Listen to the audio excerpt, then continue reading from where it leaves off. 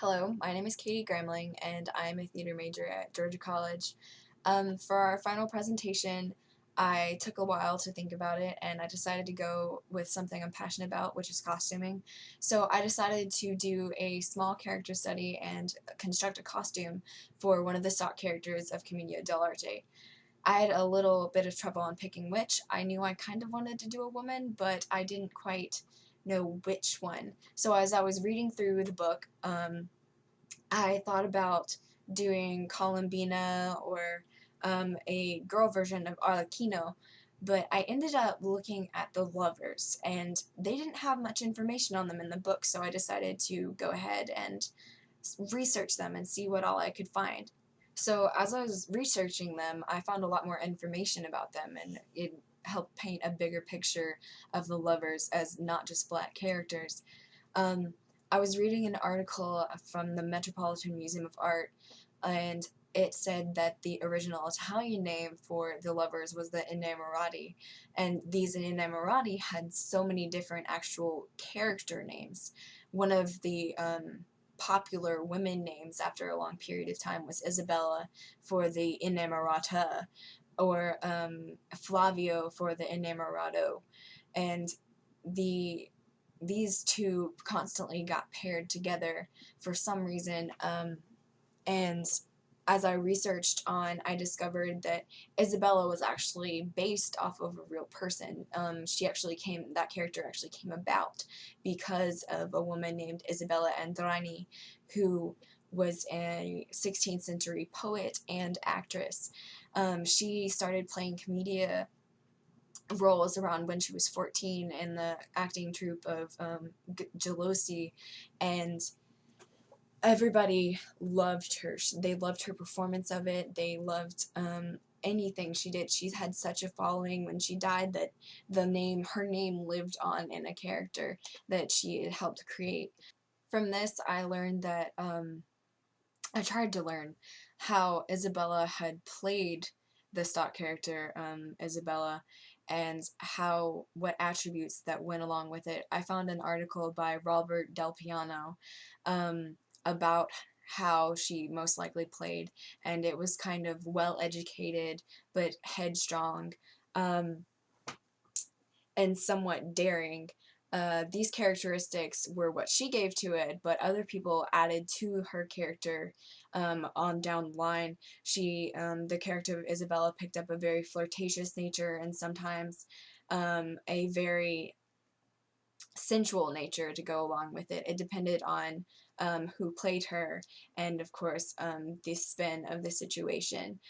With all of this information in mind, I set out to try to create a costume to fit this character, and it turned out that researching for this was quite interesting. I turned to our book at first just to double check and make sure what the lovers were, but it's had a simple blurb in it saying that the lovers wore the most up-to-date fashions of the era, and these characters were often considered the most fashionable out of all of the characters in the Commedia troupe.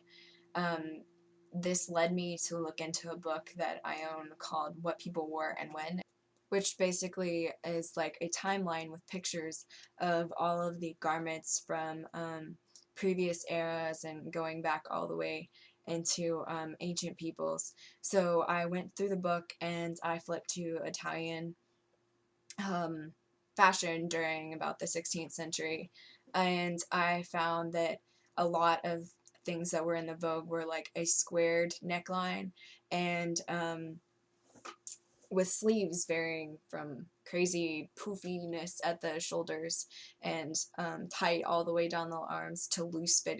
The skirt lengths would brush the floor and would bell out from the hips, or a tightly cinched waist, which was most likely, most of the time, cinched up by a corset underneath the outer garment. The undergarments of this time period were kind of crazy. They had certain different types that differed from place to place. They had drawers, which were basically kind of like pantaloons. They had underskirts. They also had a contraption which varies from actually very quickly, time to time, that would poof out their hips to make it look bigger, and they would wear it underneath their underskirt and full skirt of their dress. Since Isabella's character would be considered of the higher class, and also the actors and companies tended to strive for the finest clothing, they were often made out of the finest silks and brocades that were to be found, honestly. And this kind of made a big challenge for me, because I want to build this costume without breaking the bank. And to do that, I had to get a little bit creative. Instead of turning towards the fabrics that were originally supposed to be used for this, I turned towards broadcloth, which is a basic cheap fabric, and I ended up trying to make it fancier. So I used lace accents and ribbon to accent the costume, and I also tried to think of ways to romanticize the costume, because for this character, she is a romantic character. Her sole purpose, basically, is to be in love with the innamorato. So give me 1 second and I will be right back so you guys can see the dress. Hello everyone. So this is my costume. I put in a huge skirt. It was, seriously, it took 11 yards to make this skirt. And I used blue because a lot of the times the characters needed to match. So instead of a brightly fanciful pink, which Flavio or whoever was playing opposite Isabella's character would have to have had some sort of pink on him, I chose a blue because it was a nice in-between.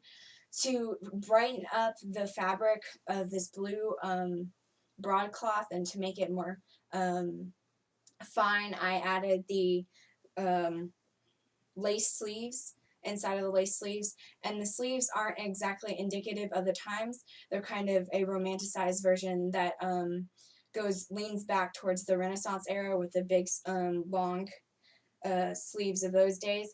And also underneath here is a underskirt that the overskirt opens up to, and overall it is I don't know how any actress could have acted in this because it is very warm and very restricting in movement.